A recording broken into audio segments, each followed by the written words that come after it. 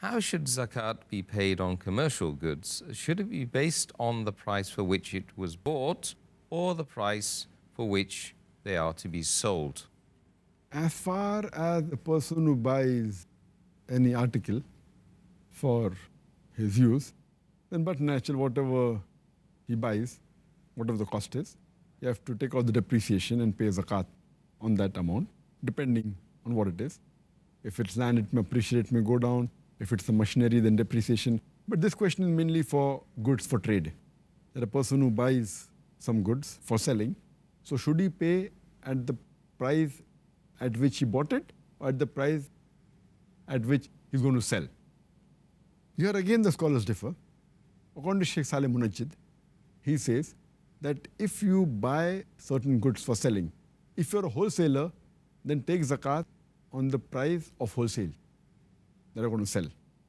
If you're a retailer, then you take out zakat on the price at which you're going to sell on retail. And if you're doing both, then take a rough estimate and then take out zakat.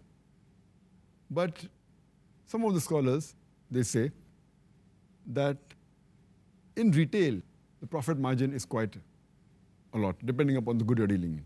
If you're dealing with maybe buying and selling books, the profit margin in books is 40%, 50%, 60% also. So imagine if someone has large shop of books or a chain of bookstores, and if he purchases worth maybe $100,000 worth of books, when he sells, the selling price may be more than $200,000.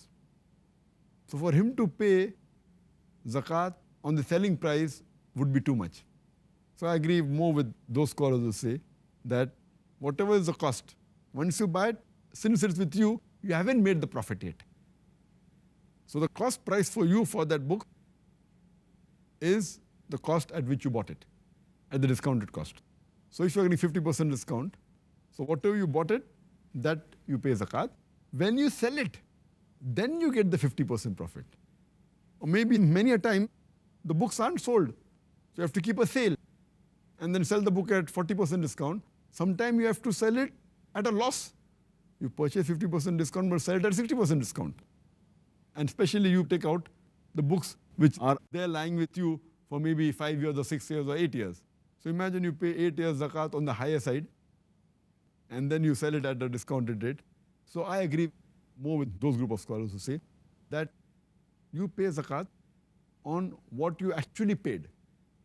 And then if the cost price increases, for example, you buy a good of $100 or 100 rupees and you get 50% discount. So your buying capacity is 50 rupees or $50. Suppose the price, the MRP, the maximum retail price increases to 110 rupees or $110. Then you calculate 50% discount, 55 rupees. That time you can increase the price, but not at the selling price. You don't know whether you're going to sell at the full price or discounted price or whatever it is. Therefore, I agree more with what is the cost, what discount you get, add it to the present cost.